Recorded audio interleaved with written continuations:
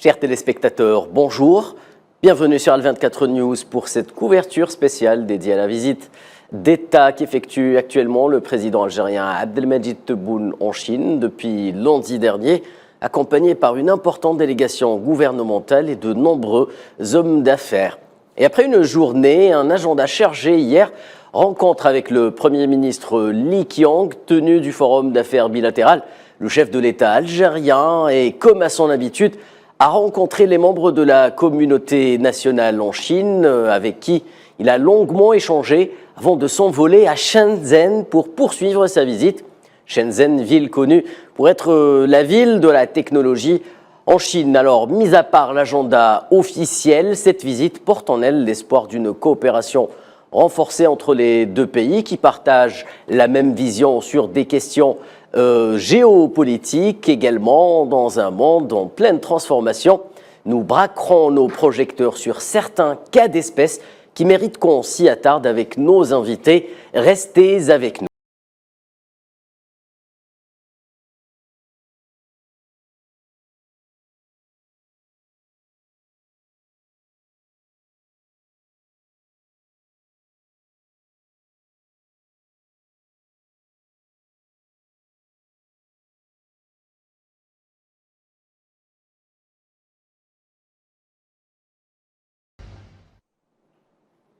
Alors pour poursuivre le débat autour de cette visite qualifiée d'historique, une visite rendue effectuée par le président algérien Abdelmadjid Tebboune en Chine, nous avons le plaisir d'accueillir depuis Paris Gamal Abina, éditorialiste, spécialiste des questions internationales.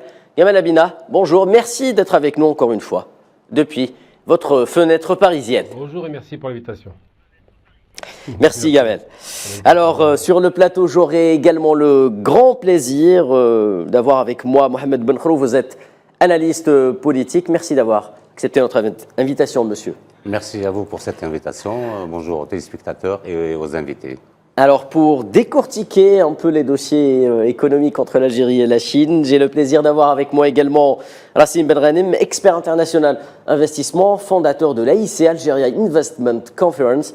Rassim Benranim, merci d'avoir accepté notre invitation. Avec plaisir. En deuxième partie d'émission, chers téléspectateurs, nous serons rejoints par Nazim Sini, enseignant agrégé d'économie à l'université Aix-Marseille, qui sera justement en direct avec nous depuis Marseille. Nous allons sans plus tarder entamer le débat avec vous, Gamal Abina, que nous ouvrons sur la géopolitique. Nous avons déjà évoqué sur ce plateau même les liens historiques et la relation particulière entre l'Algérie et la Chine. Comment celle-ci pourra-t-elle désormais être capitalisée de part et d'autre au vu des changements géopolitiques qui se produisent sous nos yeux, Gamal Abina, à commencer par la fin des dogmes et des principes du vieux monde en matière de relations internationales? Oui, il y a des changements radicaux effectivement qu'on observe depuis un an, depuis surtout l'invasion russe en Ukraine. Donc le changement de paradigme, c'est qu'on n'est plus dans un monde unipolaire emmené par les États-Unis qui faisaient ce qu'ils voulaient où ils voulaient dans le monde et qui ont quand même détruit 6 pays arabes. Rappelons-le, c'est important de rappeler le rôle négatif et néfaste des États-Unis qu'ils faisaient sans le moindre mandat international. Aujourd'hui, ça a changé parce que les Russes sont sortis du bois, parce que les Chinois économiquement sont une très grande puissance. En 2030, seront la première puissance économique qui produit tout, et surtout parce qu'avec le plan de Xi Jinping depuis 2013 de ces fameuses nouvelles routes de la soie, donc cette fameuse une route, une ceinture, eh bien, il a décidé de développer les partenariats gagnant-gagnant avec le Sud, ce fameux Sud global dont on parle beaucoup en ce moment, et l'Algérie, qui est un grand allié de la Chine, indiscutablement, et on le voit avec cette visite extraordinaire de 5 jours de M. Tebboune sur le territoire chinois, qui est une visite très orientée économique. Oui. Eh bien, l'Algérie va participer de cet effort de développement et de ces relations internationales refondues. Donc la géopolitique change parce qu'on n'est plus sur le dogme pays de l'Est communiste contre l'Ouest capitaliste. On est sur un autre système qui est un système beaucoup plus égalitaire où l'Est s'inscrit dans un dirigisme de l'État d'un côté et surtout une libre entreprise qui se mixte avec la direction de l'État. Donc une économie mixte que ne connaît pas l'Occident aujourd'hui. Très bien, Gamal Abina, justement, avant d'aborder le prochain thème, j'aimerais savoir peut-être, ou avoir votre avis d'éditorialiste autour du traitement médiatique occidental autour de cette visite. Alors, la France est gênée, je lis beaucoup la presse française par rapport à ces questions. Le monde anglo-saxon s'interroge, se pose des questions. N'oublions jamais une chose importante. Lorsque les BRICS arrivent, c'est toujours un cabinet de conseil américain qui va les nommer comme ça, ils les appellent les BRICS, le mot anglais pour dire la brique, littéralement, une façon un petit peu de se moquer. C'est très condescendant. On l'a observé aussi avec les PIGS, qui sont les pays d'Europe du Sud qu'on considère comme les pays pauvres de l'Union européenne, donc le Portugal, la Grèce, enfin vous les connaissez, l'Italie et l'Espagne, étaient considérés comme les pigs, en anglais ça veut dire les porcs. Les BRICS, c'est la brique. Mais en vérité, au départ, ils ne les prenaient pas au sérieux. Et cette appellation qui était faite par Goldman Sachs a donné lieu effectivement à la création d'un véritable groupe de 5 pays qui ont commencé à converger ensemble sur les 5 continents. Et ce changement de paradigme se fait à l'aune d'un changement géopolitique majeur aujourd'hui. L'Algérie, qui va mettre un pas dans les BRICS, il y a une demande officielle qui est faite en novembre aujourd'hui, a été regardée avec beaucoup de condescendance, avec beaucoup de questionnements. Ils se sont dit, bon, c'est pas très sérieux, c'est pas un pays qui répond aux critères. Tout comme l'Afrique du Sud, rappelons-le, on n'a que 150 milliards de dollars de différence en PIB, mais l'Algérie prend les choses très au sérieux au contraire, et maintenant les Européens commencent à prendre à leur tour, et l'Occident en général, cette demande des BRICS, puisque 4 pays sur 5 ont accepté le principe de l'adhésion de l'Algérie, le 5e étant encore en négociation qui est l'Inde, mais c'est la seule question qui se pose, c'est de savoir est-ce que l'Inde, oui ou non, va rallier le camp des pays des BRICS qui sont tous d'accord pour l'intégration de l'Algérie dans ce grand système. Alors Gamel Labina, 2 dossiers semblent vouloir ou pouvoir se détacher. Il s'agit de la Palestine et du Sahara occidental pour l'Algérie, celui de Taïwan pour la Chine.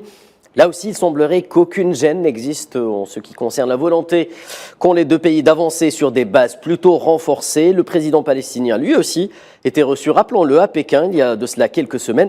Est-ce que, avec l'élection de l'Algérie au Conseil de sécurité, Gamel Labina, nous pourrions assister en quelque sorte à des décisions fortes ou du moins des prises de décision, prises de position en ce qui concerne ces 3 dossiers de part et d'autre? Alors, la présence de l'Algérie au Conseil de sécurité est une présence importante, elle était attendue d'ailleurs, il y en a beaucoup qui n'y ont pas cru, mais c'était le cas. Il ne faut jamais oublier que l'ONU reste, comme le disait De Gaulle d'ailleurs, c'est pas un personnage que j'aimais particulièrement, mais il avait raison sur un point, c'est un machin. Il n'y a pas de pouvoir de coercition, preuve en est la Palestine, il y a des centaines de résolutions votées contre Israël, rien n'a jamais été appliqué, ni même la moindre pression économique ou politique. Donc la question est surtout symbolique, à savoir que les pays du monde observent l'ONU, les décisions qui sont prises, l'Algérie va prendre des décisions, certainement, va engager des propositions qui vont être relayées par d'autres pays importants du monde. C'est symbolique, mais c'est important, parce que la symbolique dit quoi? Dit que l'ONU propose des choses, des plans par exemple pour le Sahara occidental qui ne sont pas appliqués, la résolution du conflit palestinien qui n'est pas appliquée, l'ONU le fait tout le temps, ça n'est pas suivi d'effet. Alors que d'autres pays qui sont ennemis de l'Occident, en l'occurrence, lorsque l'ONU prend une décision, en général, c'est les bombardements directs, comme on l'a vu en Irak en 91. Donc c'est vrai qu'il y a 2 poids 2 mesures, mais ce qui est intéressant d'observer, c'est que l'Algérie, lorsqu'elle va prendre la position, va prendre le monde à témoin du fait qu'il y a une incurie, un manque de volonté ou une incapacité chronique de l'ONU d'agir sur les questions essentielles comme Taïwan. Rappelons tout de même que Taïwan, qui appartient à la Chine, qui a toujours appartenu à la Chine, n'est juste qu'un découpage qui a été fait après la défaite de Chiang Kai-shek en 1949 face à Mao Zedong, qui s'est réfugié sur l'île de Taïwan, qui s'appelait Formose à l'époque, et qui a considéré qu'il devait être reconnu, lui, le Chiang Kai-shek opposant politique, face à la Chine continentale, qui est la Chine majoritaire en l'occurrence, et la différence qui est notoire, effectivement, c'est que le monde occidental au départ a reconnu Taïwan parce qu'ils étaient anticommunistes. Aujourd'hui, ça change et l'Algérie n'a jamais trahi sa parole par rapport à la Chine. Elle a toujours considéré, parce que la Chine a reconnu le GPRA en 1958, que Taïwan faisait partie intégrante de la Chine. Elle ne reconnaît qu'une seule Chine et c'est ce que l'ONU reconnaît. Il n'y a qu'une seule Chine depuis 1972. Donc la Chine qui doit être reconnue, c'est la Chine continentale avec Taïwan qui lui appartient. Très bien, merci Gamel Labina pour cette entrée en matière. Mohamed Boulkharouf, même question, justement, 2-3 dossiers semblent se détacher pour Pékin et Alger. Prochainement, peut-être sur la table du Conseil de sécurité. Petite précision, alors l'Algérie et la Chine sont connues dans l'histoire des relations internationales pour ne pas avoir d'intention belliqueuse, ce qui est peut-être le contraire des têtes de gondole au sein du Conseil de sécurité. Le Conseil de sécurité, c'est l'organisation mondiale qui doit instaurer la paix dans le monde. C'est ce que croit l'Algérie profondément, depuis la création, depuis son indépendance. Et ce que croit aussi la Chine. L'organisation internationale doit assurer et garantir la paix dans le monde. Cela, bien sûr, il y a des pays émergents qui œuvrent pour ça, pour garantir cela. L'Algérie est l'un des pays qui œuvre pour garantir justement la paix dans le monde par le biais de sa diplomatie qui est toujours appelée à un équilibre mondial. C'est la raison pour laquelle l'Algérie s'est orientée au lors de son indépendance vers le globe Est à l'époque, l'URSS, la Chine, mais aussi des amis tels que le Brésil ou les pays qui ont soutenu l'Algérie pendant sa guerre de libération. Je tiens à le rappeler que la Chine était le 9e pays qui avait reconnu le gouvernement provisoire de l'Algérie en 1958. Premier pays non arabe, oui. Tout à fait. Et une amitié s'est créée, instaurée depuis ce temps-là. L'Algérie a toujours eu des rapports ou des relations privilégiées avec la Chine, avec la Russie, avec l'Iran, avec d'autres pays qui lui changent la même chose. Pourquoi? Parce que ces relations-là sont fondées par un respect mutuel des États et un respect mutuel aussi de cette organisation mondiale qui est une organisation gérée par les 5 grands membres de ce monde-là, mais attention, les 5 grands membres n'ont pas le feu vert ou la carte blanche pour faire ce qu'ils veulent de ce monde-là, soit politique ou économique ou autre. Le monde traverse une période très très difficile, géopolitique, qui revoit un petit peu le partage des richesses de ce monde-là. C'est la raison pour laquelle l'Algérie s'oriente davantage ou confirme son orientation davantage vers le globe Est en laissant un petit peu le vide vers le globe de l'Occident qui était, si on veut, pendant 60 ans, qui profitait des richesses de l'Algérie, pas uniquement de l'Algérie, mais de tous les pays qui ressemblent à l'Algérie. Je prends à titre d'exemple les pays africains qui aujourd'hui appellent et veulent justement jouer leur indépendance, leur carte, leur destin qui est entre leurs mains. Et aujourd'hui, ils sont prêts à relancer des relations avec les pays qui œuvrent justement pour une vraie coopération entre ces peuples-là. Une coopération économique, une coopération culturelle, une coopération politique, mais aussi une coopération à l'intérieur de cette organisation onusienne pour justement dans la continuité de libérer les peuples qui sont encore sous colonisation. Je tiens à le rappeler, le Sahara occidental reste la dernière colonie d'Afrique, et le soutien pour justement pour cette colonie, ce peuple-là, pour se débarrasser du colonialisme définitivement. Aujourd'hui, il y a pas mal de pays qui siègent au sein de l'ONU qui font un fonds de commerce de cette question-là. Donc l'Algérie dit stop à ces manœuvres politico-politiciennes et œuvre justement par des vrais dialogues avec des pays tels que la Chine, justement, qui a retrouvé son siège à l'ONU grâce aux efforts de l'Algérie. L'Algérie revient aujourd'hui aussi à l'ONU pour essayer d'être dynamique, jouer une dynamique justement à l'intérieur de cette organisation pour essayer d'instaurer l'équilibre politique, l'équilibre régional et l'équilibre aussi mondial. Donc je pense que ces questions-là de la Palestine, qui reste la question numéro 1, qui doit trouver une solution rapide et juste à cette question-là, ça ne reste pas uniquement au niveau des discours politiques que les Palestiniens sont sur leur terrain et doivent avoir créé leur État palestinien qui leur assure justement la liberté et leur assure justement l'exercice de leur destin en tant qu'État. La reconnaissance de leur État. Tout à fait. La reconnaissance alliée, la reconnaissance théorique alliée par les grandes. Oui. C'est ça le paradoxe justement. Oui. Le paradoxe est là. Les grandes puissances jouent au fond un fonds de commerce, comme je l'ai dit tout à l'heure, avec ces questions de colonisation des pays colonisés tels que la Palestine et le Sahara occidental. Donc ils essaient de jouer le jeu politico-politicien pour faire durer le maximum cette question en profitant justement de cette question-là. Notamment le pillage des richesses du Sahara occidental. Tout à fait.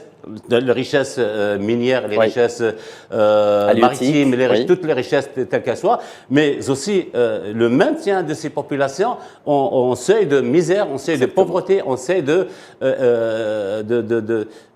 d'exploitation ou d'esclavagisme, alors que l'esclavagisme a été aboli il y a un siècle et 50 ans. Donc il faut voir le monde avec beaucoup de courage, et l'Algérie essaie de faire ça justement, et essaie transmettre justement des messages à tous les pays, n'a aucun pays ennemi, mais elle essaie de leur passer le message que l'Algérie est un pays souverain, comme d'autres pays souverains, et il est temps aujourd'hui que ces générations aujourd'hui qui gouvernent ce pays-là doivent passer à l'échelle supérieure de tisser des relations bilatérales ou des relations justement avec chaque pays qui respecte justement ces pays-là et aller de l'avant, justement renforcer les coopérations économiques, on en parlera peut-être tout à l'heure sur ça, mais aussi renforcement des accords et des décisions politiques. Au sein de l'ONU, le travail de la diplomatie algérienne peut être à côté justement avec le travail de la diplomatie chinoise. Et je pense que ces questions-là de la Palestine, qui est la question numéro 1, et la question du Sahara occidental, seront l'objet de démarches à l'intérieur de l'institution du Conseil de sécurité pour essayer, premièrement, de lever le voile sur tous les dépassements inhumains dans ces territoires occupés. Deuxièmement, garantir la sécurité aujourd'hui pour les Palestiniens et pour les Sahraouis qui sont menacés justement sur leur territoire. Et troisièmement, œuvrer au respect des résolutions des Nations Unies, les dizaines de résolutions des Nations Unies qui stipulent pour garantir la liberté et la création justement des États pour les Sahraouis et éventuellement pour les Palestiniens. Très bien, Monsieur Mohamed Ben Kharouf, c'est un peu plus clair. Rassim Ben Ghanem, Gamal Abina l'a rappelé tantôt, un temps particulièrement économique plane néanmoins sur cette visite d'État du président Tebboune en Chine. Retour avec vous tout simplement sur le volet économique. Après cette annonce, l'annonce du jour côté algérien, elle provient du président Abdelmajid Tebboune, 36 milliards d'investissements chinois à venir en Algérie. Première réaction, Rassim Ben Ghanem. Je pense que réellement l'Algérie renoue évidemment avec la position du premier plan, sous les projecteurs, suite évidemment à un succès politique à l'international au départ, avec plusieurs événements qui se sont déroulés, sommet de la Ligue arabe, la Palestine, aujourd'hui évidemment des visites d'État avec l'Italie, Portugal, des visites qui évidemment sont aussi le fruit de réformes importantes qui se sont faites ces 2 dernières années. Aujourd'hui, on change de paradigme, une nouvelle vision sur le développement, une ouverture, notamment avec une loi sur l'investissement. Donc aujourd'hui, l'Algérie, en termes de repositionnement, on fait partie des pays qui ont des guichets uniques à l'investissement, une vision claire, une diversification de l'économie. Et un chiffre pareil annoncé par M. le Président de la République, c'est réellement un succès franc pour l'Algérie en termes de 36 milliards de dollars, je le rappelle. Extraordinaire comme chiffre, 36 milliards de dinars dans différents secteurs. Plus de 19 accords signés entre l'Algérie et la Chine dans différents secteurs, l'industrie, l'agriculture, l'économie de la connaissance. Donc, des volets, des chapitres qui vont être très rapidement mis en valeur. Évidemment, l'Algérie et la Chine sont des partenaires. Plus de 9 milliards de dollars qui sont fournis par la Chine, d'échanges commerciaux, mais la Chine est premier fournisseur de l'Algérie. Au-delà des biens, la Chine est aussi partenaire en de nombreuses réalisations en Algérie, infrastructures routières, aéroportuaires, portuaires. Et donc la vision évidemment qu'a aussi la Chine, c'est que l'Algérie reste le partenaire idéal dans la région. Je m'explique, l'Algérie est dans une position, elle fait partie d'une zone continentale de libre-échange, elle fait partie de la zone arabe de libre-échange, mais aussi a des accords de libre-échange avec l'Union européenne. Aujourd'hui, pour la Chine, avec l'évolution des coûts d'énergie, des coûts des transports, etc., se repositionner dans un pays qui a les moyens d'avoir un quick win et un développement rapide, seule l'Algérie dans la région peut offrir cette capacité de colocalisation ou d'investissement dans les secteurs qui ne sont pas stratégiques. Donc aujourd'hui, l'Algérie peut évidemment dans le continent être le premier partenaire de la Chine et ainsi être vraiment ce corridor de produits en colocalisation vers le continent africain et pouvoir aussi être ce point de ralliement entre, je dirais, 3 continents à partir de l'Algérie. Donc aujourd'hui, clairement, les politiques, les réformes économiques qui se sont faites ont abouti évidemment à des partenariats stratégiques avec plusieurs pays. Là, on clôture, si vous voulez, ce premier semestre avec la Chine. Et la vision va plus loin parce que là, on a une volonté claire et affirmée d'adhérer aux BRICS. Et parmi les partenaires qu'il faudrait évidemment avoir à ses côtés, on a évidemment la Russie, l'Afrique du Sud naturellement, la Chine, évidemment le Brésil avec sa portée historique des relations avec l'Algérie. Reste l'Inde, évidemment, on aura un débat qui suivra prochainement. On voit évidemment une visite du président indien en France, mais n'empêche qu'aujourd'hui l'Algérie a une majorité de voix qui la soutiennent dans son développement. Et aujourd'hui, évidemment, on devient certainement une destination ouverte à l'investissement. Très bien, une destination ouverte à l'investissement, c'est le temps justement sur lequel s'est tenu hier un forum bilatéral entre les deux communautés d'affaires algéro-chinoises. Il a permis la signature de pas moins de 10 accords, dont celui relatif au projet d'une usine mixte pour la conception locale d'intrants et composants électroniques. Je vous propose de jeter un coup d'œil sur l'esprit de la coopération économique entre l'Algérie et la Chine dans ce sujet. On revient au débat juste après. Le champ d'investissement en Algérie vous est ouvert. Vous pouvez y bénéficier des nombreux avantages et facilitations que notre pays accorde aux opérateurs économiques. C'est en effet en ces termes que le président algérien Abdelmejid Tebboune s'est adressé par la voix du chef de la diplomatie algérienne à la communauté d'affaires chinoise à l'occasion de la tenue du forum d'affaires bilatéral à Pékin. Si les opportunités d'affaires et le potentiel en matière d'investissement en Algérie ne sont plus à démontrer, l'expérience chinoise en la matière est quant à elle à souligner. Les deux pays se complètent en matière de besoins et de produits à fournir sur le marché algérien et à exporter sur le marché africain.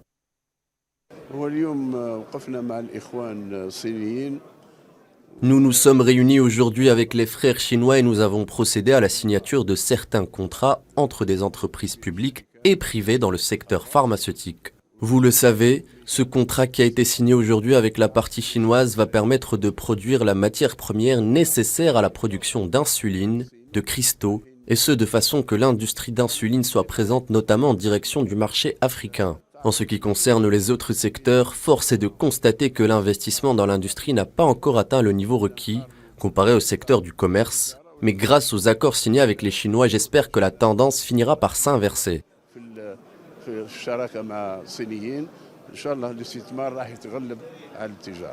Depuis plusieurs années, nombreux sont les projets structurants qui ont été menés en partenariat entre des entreprises chinoises et algériennes dans plusieurs secteurs dits traditionnels comme le BTP ou les infrastructures. Désormais, la voie s'ouvre pour les deux pays afin de s'engager ensemble dans l'exploitation intelligente et responsable des ressources de l'Algérie dans des secteurs tels que les mines et l'agriculture. Nous sommes très fiers d'être parmi l'importante délégation qui accompagne le président de la République. Je suis également fier d'avoir signé une convention pour la construction d'une usine pour la production de fibres de carbone, ainsi qu'un autre projet d'usine consacré aux plaques de fibres de ciment, qui sont un dérivé du ciment. La capacité sera de 5 millions de mètres cubes.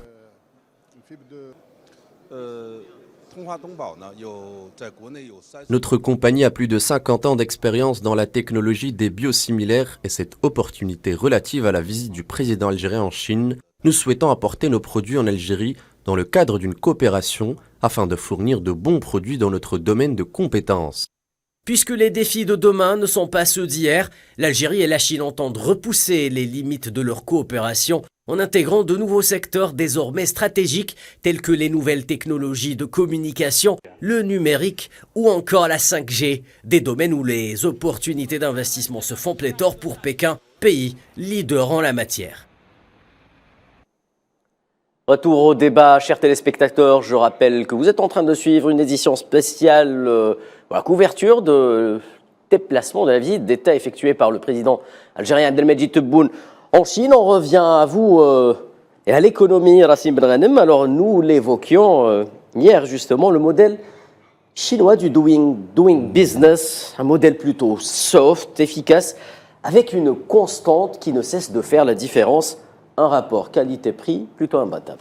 Totalement d'accord, totalement d'accord. D'ailleurs, la Chine s'est distinguée depuis ces dernières années, évidemment, par la fourniture de produits à des prix imbattables et une constante avec un flux tendu qui ne s'arrête pas, et ça a approvisionné le monde. Et c'est pour ça qu'on parlait de l'usine du monde. Aujourd'hui, par contre, évidemment, les défis... Si ce n'était peut-être juste, je me permets d'introduire un bémol, l'histoire et la petite péripétie des coûts de fret qui a peut-être un peu freiné la cadence. Totalement, évidemment. Pandémie a fait évidemment pandémie, puis évidemment le conflit armé en Europe aujourd'hui a fait flamber les coûts de l'énergie, les coûts du fret. Et aujourd'hui, il faut rappeler déjà que les entreprises chinoises sont déjà installées en Algérie, donc ils connaissent le marché algérien, ils connaissent évidemment la culture de consommation de l'Algérie. Plus de 700 entreprises qui sont déjà installées. Sauf qu'aujourd'hui, le schéma change. Une nouvelle ère. On a vu un projet dans l'exploitation minière qui est important dans le phosphate, dans le fer, donc dans l'agriculture. Aujourd'hui, on a su peut-être aussi faire ce marketing sur la destination Algérie qui aussi va apporter un plus certain en partenariat gagnant-gagnant avec la Chine qui permettrait évidemment une proximité, une colocalisation industrielle, permettrait évidemment à la Chine d'avoir un pied sur le continent, comme je disais il y a quelques instants. Et il faut le dire que l'Algérie est le partenaire idéal, tant sur l'assise industrielle, sur la qualité de la main-d'œuvre. Aujourd'hui, l'Algérie fournit évidemment chaque année des milliers de diplômés, différents domaines de formation.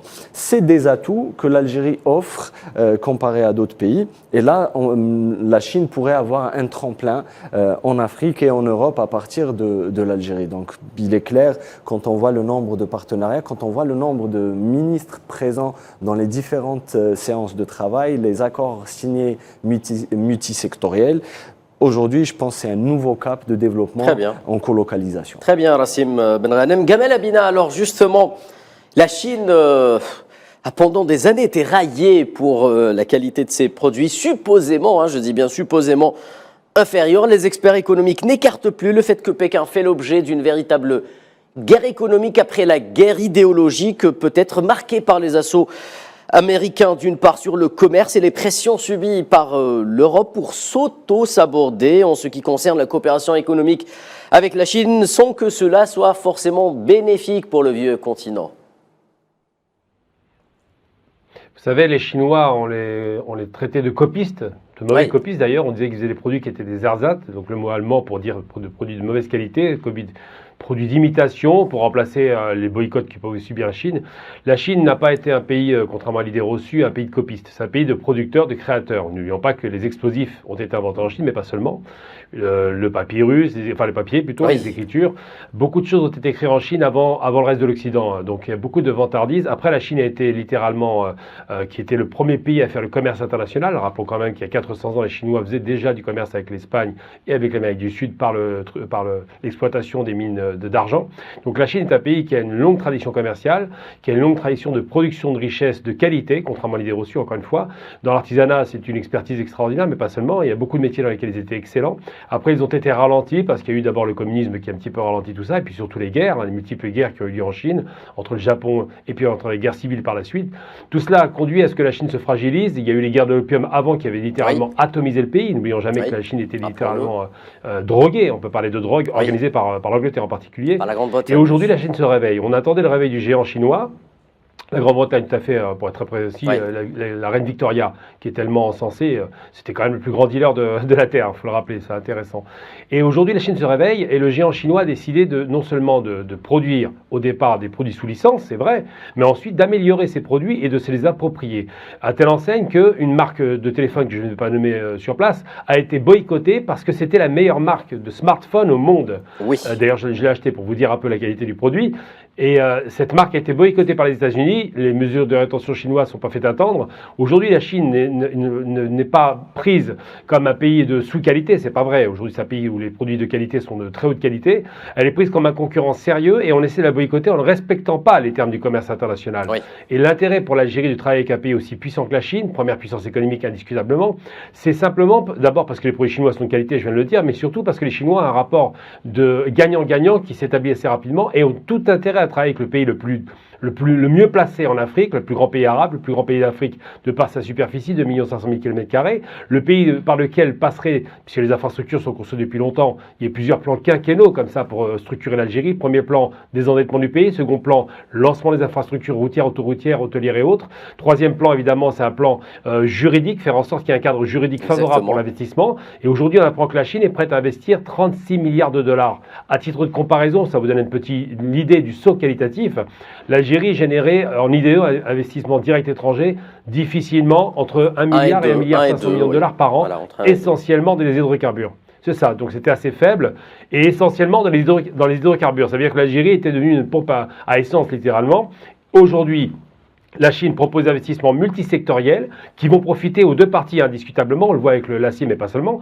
Et ce qui se passe, c'est que les Chinois ont compris que l'Algérie est le chemin incontournable par lequel on doit passer pour pouvoir approvisionner à la fois l'Afrique et l'Europe, puisqu'elle est placée en plein milieu. Donc simplement de dire que si les Chinois ont été décriés, c'est parce que, et là j'utilise le terme à dessein, la condescendance et le racisme occidental qui les considèrent comme des jaunes, alors qu'ils sont blancs, mais bon, ils les appelaient les jaunes, les considéraient comme des copistes et de vulgaires copistes. Donc aujourd'hui, les Chinois montrent non seulement qu'ils ne sont pas copistes, ce sont des créateurs de richesse, que dans la haute technologie, ils sont excellents, on a parlé tout à l'heure de la zone économique spéciale dans la haute technologie, et qu'ils peuvent en remontrer au reste du monde. On voit bien qu'Alibaba est le concurrent direct d'Amazon, on voit bien qu'il y a beaucoup de plateformes chinoises qui commencent à émerger de façon excellente, et cela fait peur à la partie occidentale parce qu'ils se rendent bien compte qu'ils n'ont plus affaire à un simple producteur de richesse bas de gamme, mais un producteur de richesse haut de gamme qui va de l'avant. J'en veux pour preuve, les Chinois investissent l'espace aujourd'hui, on va en parler certainement, et ça c'est une concurrence qui fait vraiment peur à l'Occident.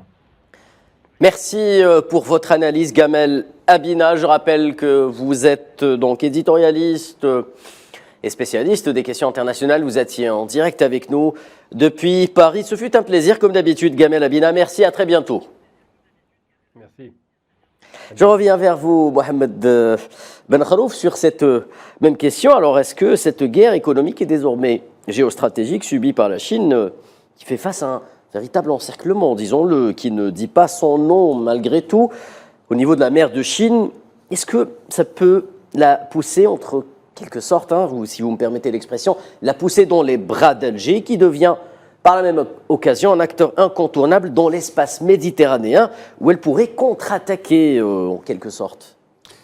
Tout le monde s'accorde que la Chine est un géant industriel, est un géant économique qui avance à petits pas, mais à pas sûr dans ce monde-là, qui tisse des relations sereines, très conviviales avec les pays émergents et les pays en voie de développement, encore une fois, qui ne sont pas belliqueuses, contrairement aux grandes puissances industrielles. Vous avez cité tout à l'heure, où Gamel Abina a cité que certains produits de la Chine étaient des produits médiocres ou de mauvaise qualité. Je tiens à rappeler que la Chine est passée de l'industrie légère à une industrie lourde aux infrastructures, mais aujourd'hui, la Chine passe de ces industries-là à l'industrie spatiale. Oui. C'est là où elle commence à faire peur, justement. Que ce géant-là ne se limite pas uniquement à produire des petits produits et les commercialiser dans le monde, mais aujourd'hui, c'est un pays conquérant, justement, dans l'espace. Cela veut dire que la Chine détient une technologie très avancée qui peut concurrencer justement les technologies occidentales et en particulier la technologie américaine. Et cela justement, pousse ces pays occidentaux à revoir leur stratégie pour bloquer justement tout avancement de la Chine. La Chine, pour cela, donc, œuvre avec ces pays émergents. J'ai cité tout à l'heure, donc, dans mon intervention, la vraie coopération chinoise africaine, la vraie coopération chinoise asiatique avec les pays asiatiques, tels que le Qatar, tels que l'Iran, tels que beaucoup de pays qui souhaiteraient aujourd'hui intégrer justement ce processus industriel technologique chinois qui justement qui accompagne ces pays-là et ne pas d'exercer sur eux une pression. Cela veut dire voilà, mais ces pays-là bien sûr ont confiance totale et de choisir leurs partenaires avec qui ils peuvent avancer ensemble. Ça c'est le premier point qu'il faut détailler justement avec beaucoup de clarté. Le deuxième point, c'est vrai, il y a une guerre géopolitique, en particulier depuis le coronavirus 19. On a vu que le monde maintenant a décidé de bloquer justement l'ancienne méthode économique. Ça ne marche plus. Ça ne marche plus parce que c'est coûteux, surtout aux yeux de l'Occident. Moi, je parle le processus économique mondial ou la Chine vu par les Occidentaux et l'Algérie aussi vue par les Occidentaux. Que le monde aujourd'hui est en train de changer, l'économie mondiale souffre beaucoup, c'est une crise économique qui traverse ce monde-là, et c'est une occasion pour redéployer les pions justement dans ce monde-là. Qui fait quoi? Aujourd'hui, la Chine répond avec beaucoup de clarté que c'est un grand pays industriel, c'est un grand pays technologique, qui œuvre aussi à tisser de vraies relations économiques, commerciales, mais aussi des relations politiques pour préserver justement l'intégrité ou l'indépendance de la Chine, indépendance géographique, indépendance, quand on dit indépendance géographique, c'est là où on peut citer justement la question de Taïwan, qui était justement entre les mains des Occidentaux et qui bloquait la Chine avec cette question-là. Aujourd'hui, la Chine s'est libérée de ces pressions occidentales. Elle a retrouvé sa place entièrement au Conseil aux Nations Unies comme pays plein de droits, et elle a retrouvé aussi une bonne méthode de gagner ces pays-là émergents parce qu'elle les met en confiance, elle les aide, elle les accompagne pour avoir ces technologies. L'Algérie s'inscrit dans cette perspective justement et cette dynamique, non pas renforcer son partenariat commercial en achetant les produits chinois.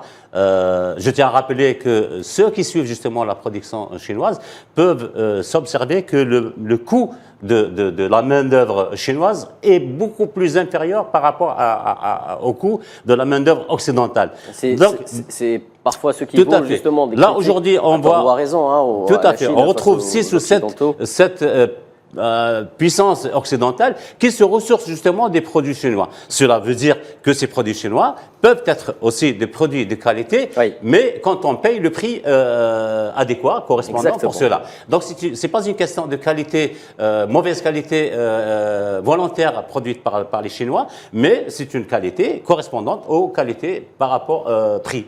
Voilà. Donc la Chine peut se débarrasser de cette idée qui lui a collé l'Occident. Deuxièmement, la Chine s'est libérée complètement parce que ses ressources internes avec lesquelles elle peut baser cette nouvelle conquête du monde, conquête industrielle bien sûr, conquête spatiale, conquête en matière de transfert des technologies. Aujourd'hui, beaucoup de pays du tiers-monde s'orientent vers la Chine parce que la Chine leur fait associer, partager ces technologies, notamment la technologie spatiale aujourd'hui qui est tant recherchée par les pays émergents, en particulier l'Algérie. Je tiens à vous rappeler qu'un groupe d'étudiants d'Algériens qui n'ont pas encore fini leurs études à Bebzoua, l'une des universités algériennes, qui ont fait des tests de lancer d'une fusée même aux États-Unis d'Amérique. Cela veut dire que les Algériens, les nouvelles générations peuvent acquérir ces nouvelles technologies. Ils sont maîtres aujourd'hui d'une théorie technologique. Ils ont besoin de coopérants, de vraies coopérations, là, ils la retrouvent chez la Chine, pour essayer, je pense que dans les années à venir, on entendra parler d'un projet commun Chine-Afrique ou Chine, certains pays émergents, pour lancer justement cette nouvelle guerre spatiale qui est lancée depuis un certain temps. Aujourd'hui, ces pays-là, donc, ils ont leur part dans cette bataille technologique mondiale, et la Chine, en même temps, c'est un message qu'elle envoie aux autres puissances occidentales, qu'elle a le droit aussi de préserver ces régions telles que la région de Taïwan et d'autres régions. Et l'Algérie renforce justement cette hypothèse d'appuyer la Chine dans cette démarche. Et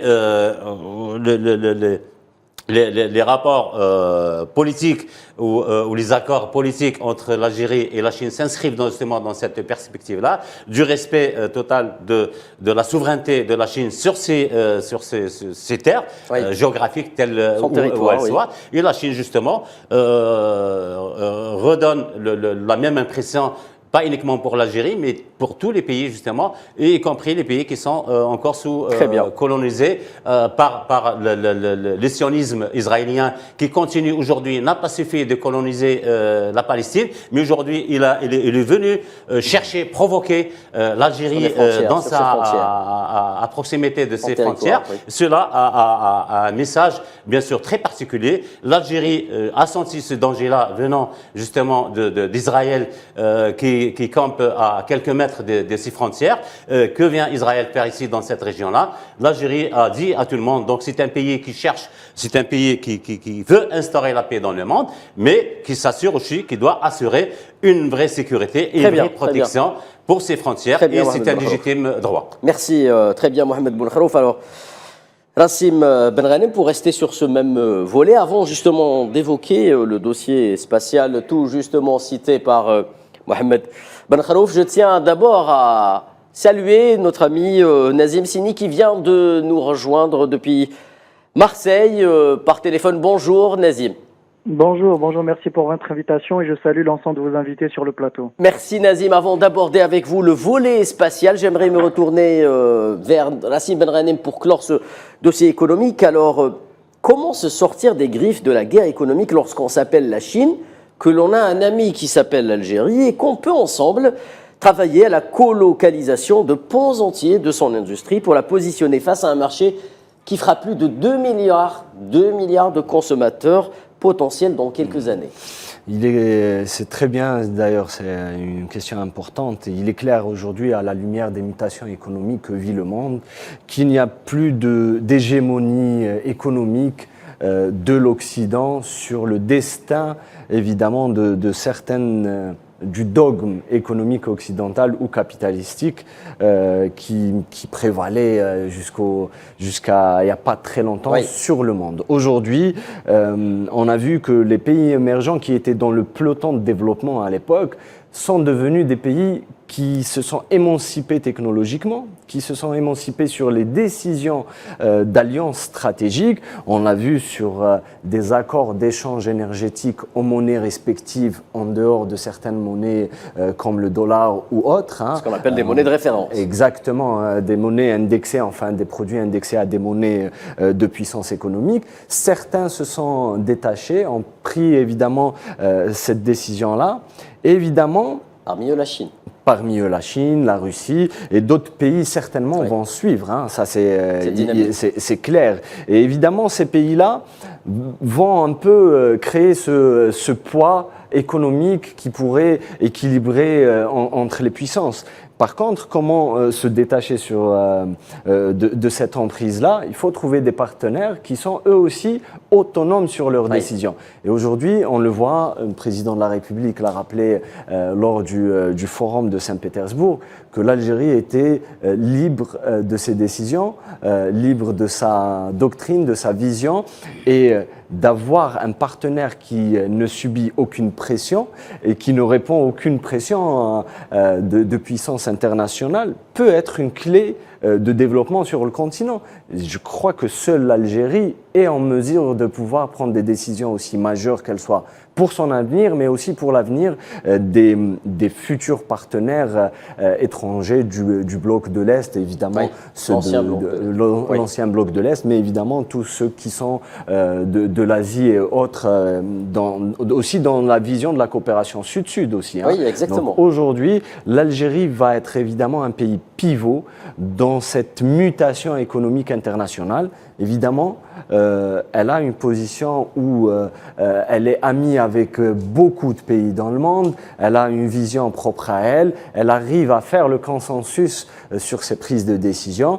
Et évidemment, ça encourage évidemment beaucoup de pays à choisir l'Algérie comme étant un partenaire stratégique. Très bien, l'Algérie donc garante tout simplement de la stabilité dans le monde, et de la stabilité internationale sur les relations internationales. Des relations internationales, Nazim Sini, justement, qui sont marquées depuis quelques années par les avancées dans le domaine technologique. Le président algérien Abdelmejid Tebboune se rend aujourd'hui à Shenzhen, la Silicon Valley chinoise, l'appelle-t-on, à tort ou à raison, sans aucune américanisation de ma part des termes. Si vous le permettez, là aussi l'intention est claire, il est temps de se tourner vers l'immense apport chinois en matière de technologie, car c'est celui-là le défi de l'avenir, n'est-ce pas, Nazim Sini? Oui, tout à fait. Il faut juste rappeler que Shenzhen, d'abord, c'est une des régions les plus riches de Chine. C'est le poumon économique du pays. D'ailleurs, la région tire à elle seule pratiquement 30% du PIB chinois. Et c'est aussi d'abord un écosystème industriel qui est vraiment intéressant à observer et à analyser. Pourquoi? Parce que Shenzhen, d'abord, a été créé dans le cadre d'une zone économique spéciale dans les années 80, et au fur et à mesure des décennies, on y a apporté petit à petit, au fur et à mesure, si vous voulez, des pans d'industrie complète avec une chaîne de valeur d'amont en aval. C'est-à-dire qu'à Shenzhen, vous pouvez très bien trouver des bureaux d'études, des ateliers pour fabriquer vos produits, mais aussi des logisticiens pour exporter vos produits. Et c'est en ça que la visite du président est intéressante, parce qu'il veut tout simplement observer ce qui se fait de meilleur en Chine, notamment en matière industrielle, technologique et aussi d'innovation. Et vous avez bien fait de le rappeler, aujourd'hui la Chine est en train de... D'ailleurs, je voulais juste rajouter ça, c'est que c'est un des rares pays, une des rares nations au monde qui a articulé son projet de développement autour des sciences, des technologies et même des solutions environnementales. Alors ça peut paraître paradoxal puisqu'effectivement on le sait, c'est un secret de polichinelle que les États-Unis et la Chine sont les pays les plus polluants, mais je peux vous dire que les Chinois commencent à s'intéresser de près aux solutions innovantes en matière de lutte contre le réchauffement climatique et en matière environnementale. Il n'y a qu'à voir les milliards de dollars d'investissement qui sont consentis dans l'hydrogène vert, et surtout, je tiens à rappeler que c'est aussi le leader mondial en matière photovoltaïque. Oui, avec un quasi-monopole sur le marché des panneaux photovoltaïques dans le monde. Exactement. Donc ça veut dire que ce pays-là est en train aussi de repenser entièrement son modèle économique, et on le voit à chaque période, il y a un modèle économique. La Chine est connue pour être un modèle un modèle agraire, donc agricole, qui s'est transformé petit à petit en modèle industriel, et aujourd'hui c'est clairement une nation technologique. D'ailleurs, il s'intéresse à la robotique, à l'intelligence artificielle, aux objets connectés et notamment à la conquête spatiale. Exactement, Nazim Sini. Voilà, ils veulent clairement disputer le leadership des Américains, non pas pour le côté civil, mais aussi pour le côté militaire, puisqu'on sait très bien que dans les décennies à venir, la bataille va se jouer au niveau de l'espace. Et d'ailleurs, les Chinois ont été les premiers à avoir posé un objet sur la face cachée de la Lune. Et ils ont pour projet, dans les 10 ans, d'envoyer le premier spationaute sur la Lune. Ça veut dire que les Chinois nourrissent une ambition qui peut paraître démesurée, mais qui est aussi à la hauteur des moyens qu'ils investissent. Nazim Sini, justement, l'Algérie s'intéresse également à cette, toute proportion gardée à conquête spatiale, mais marquée beaucoup plus, caractérisée par les technologies de l'espace dans lesquelles la Chine est devenue, comme vous le dites, un leader mondial. Rappelons que les satellites Alcomsat, les satellites algériens Alcomsat, ont été envoyés vers le ciel en coopération avec les Chinois. Là aussi, il y a une réelle opportunité d'avancer dans ce domaine également important pour l'économie algérienne et plus particulièrement peut-être pour des secteurs comme celui des transports ou de la logistique.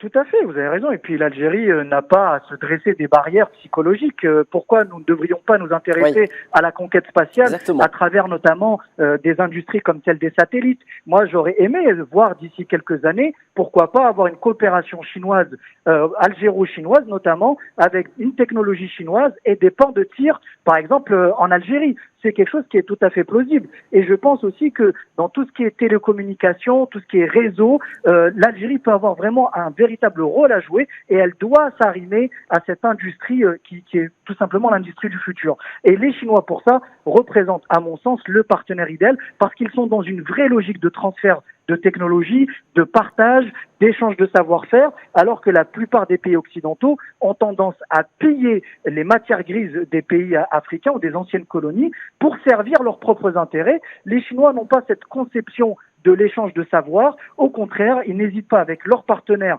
et leurs alliés à faire des transferts de technologie, à faire des retours d'expérience, ce qui peut nous être complètement bénéfique. Très bien, Nazim Siné. Donc, on retiendra le partenariat ouvert à des domaines multiples et divers pour cette coopération algéro-chinoise. Merci d'avoir été, Nazim Siné, en direct avec nous depuis la cité phocéenne, Marseille, en France. Mohamed Ben Kharouf, merci d'avoir été avec nous sur le plateau de cette édition spéciale. Je rappelle que vous êtes analyste politique. Racine Benranem, merci à vous également. Vous êtes expert, plutôt consultant en investissement, consultant international en investissement et également fondateur de l'AIC, cette importante conférence internationale autour de l'investissement. Mesdames et messieurs, c'est la fin de cette couverture spéciale qui se poursuit en quasi fil rouge sur Al24 News. Merci de votre fidélité. Excellent après-midi sur notre chaîne.